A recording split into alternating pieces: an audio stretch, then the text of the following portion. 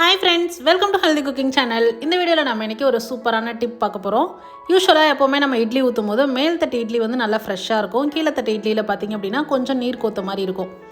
இதுக்கு நான் நிறைய மெத்தட் ஃபாலோ பண்ணிட்டேன். ஆனா இந்த மெத்தட் தான் எனக்கு நல்ல எஃபெக்டிவா இருந்தது. அத நான் உங்க கூட ஷேர் பண்ணிக்கிறேன்.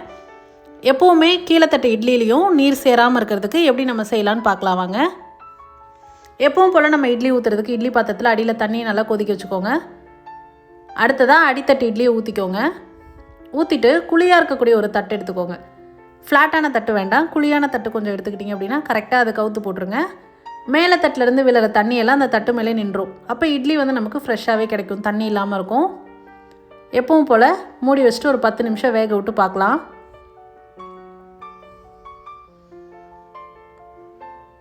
இட்லி நல்லா வெந்துருச்சு. இப்போ மேலே தட்டு எடுத்துடலாம். கீழே தட்டுலையும் பார்த்திங்கன்னா ஒரு கத்தி வச்சு இந்த மாதிரி எடுத்துருங்க. அந்த நீரெல்லாமும் இந்த தட்டிலே நின்றுச்சு. இப்போ கீழே தட்டு இட்லியில் பாருங்கள், கொஞ்சம் கூட தண்ணி சேரவே இல்லை.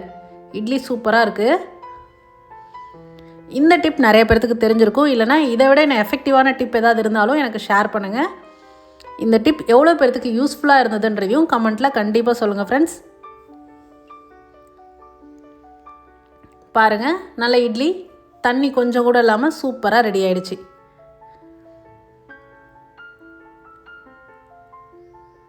வீடியோ பார்த்துட்டு மறக்காமல் கமெண்ட் பண்ணுங்கள். தேங்க்ஸ் ஃபார் வாட்சிங்.